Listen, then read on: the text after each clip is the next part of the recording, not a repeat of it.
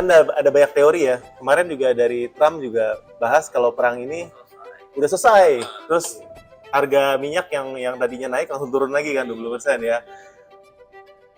Kalau menurut analisa gue sendiri ya, perang ini bakal lama. Bantu channel ini sehingga menjadi bermanfaat buat teman-teman seller lainnya. Yuk, tinggal klik like atau share. Kita tunggu ya. 1, 2, 3. Terima kasih. Selamat menonton kembali. Nah, ini ada satu topik yang menarik ya tadi dari Om Rian yang soal perang. Balikin. Ya, kalau gue sih udah ada. Kalau Oh, udah ada. ya, oke. Ini ada satu yang menarik nih soal perang nih ya. Dengan isu perang yang sekarang, harga naik kan? Raw material naik. Ya, raw material naik. Apa? Ini kan yang dari kemarin tuh gue tuh juga bertanya-tanya, apa sih impact perang ini sama kita? Kita doang sebagai pebisnis ya. Impact-nya tuh apa sih sebenarnya? Nah, ini dari gue teksnya ya. Kan gue lihat news, ngobrol sama orang. Is it gonna be good atau bad sebenarnya? Ya, sebagai pebisnis online ya. Nah, kalau kita mau lihat perang ini sendiri, kita mungkin perlu diskus satu, perang ini bakal lama atau cepat sih? Ya, kan ada banyak teori ya. Kemarin juga dari Trump juga bahas kalau perang ini udah selesai. Terus harga minyak yang tadinya naik langsung turun lagi kan 20% ya. Kalau menurut analisa gue sendiri ya, perang ini bakal lama.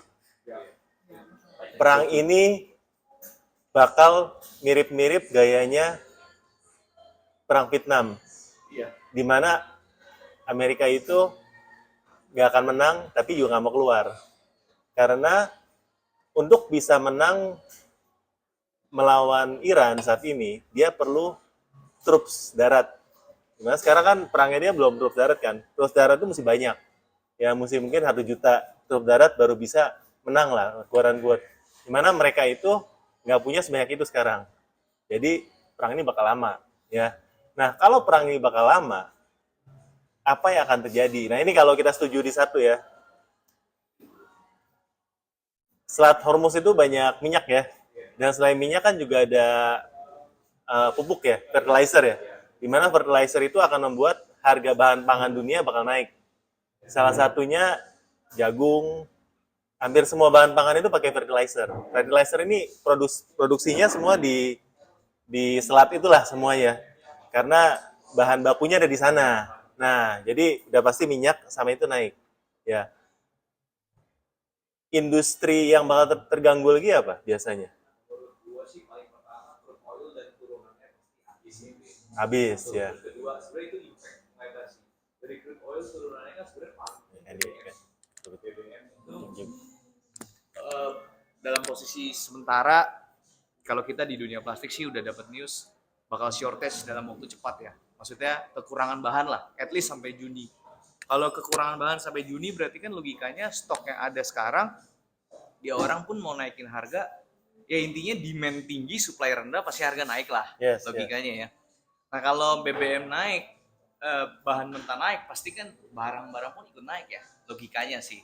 Paling ya kita berpikirnya hampir semua industri bakal kena sih, soon or late sih ya.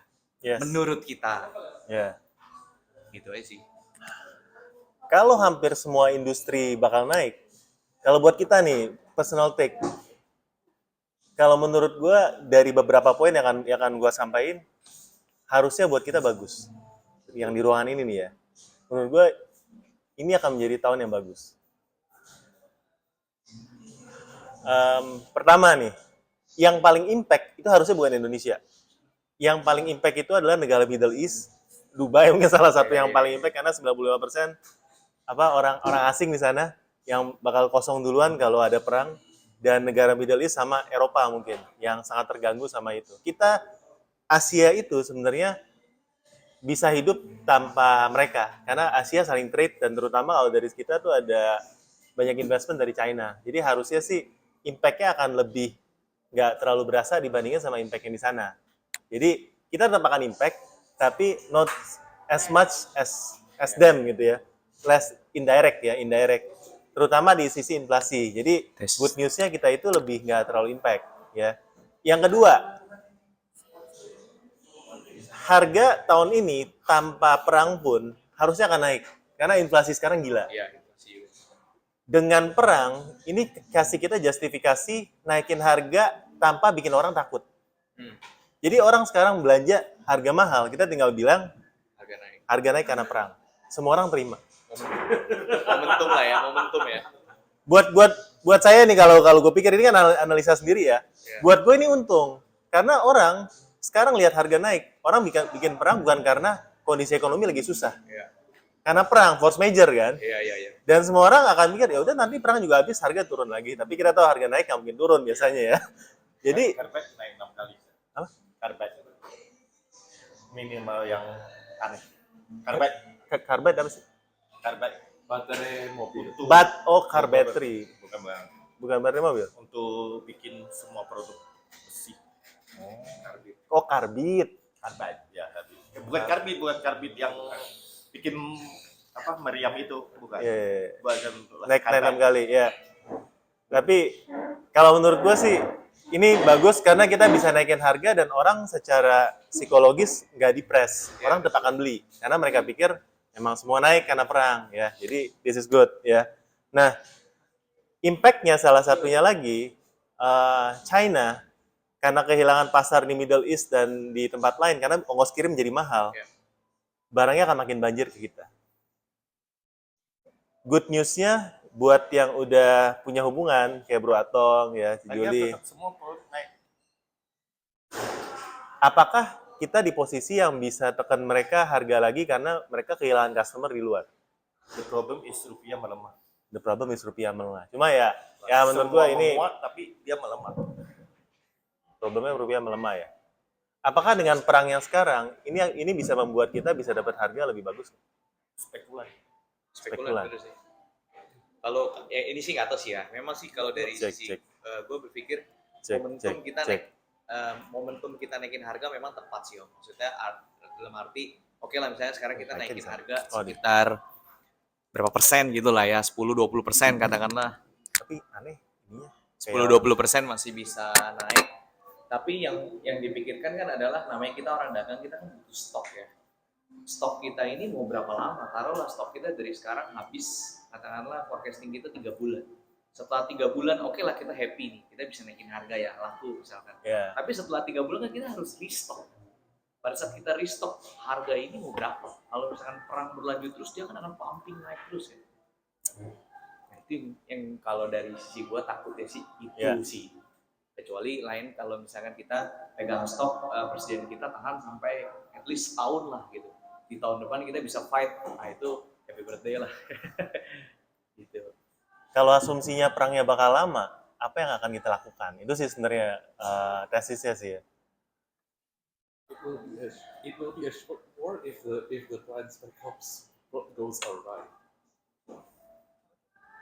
You know that Trump wants the nuclear arsenal that Iran is building, the enriched uranium, and like there's going to be a raid there almost for sure. Like he's outright broadcasted, I want a raid on the uranium facilities and storage.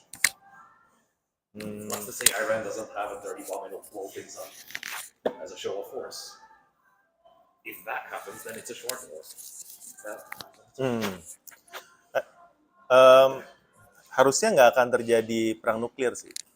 It probably won't. Karena perang ini ditujukan bukan buat nuklir tapi bisnis. Ya, jadi harusnya nggak ke arah sana. Cuma jadi kita pikir sebagai otak bisnis saya sekarang.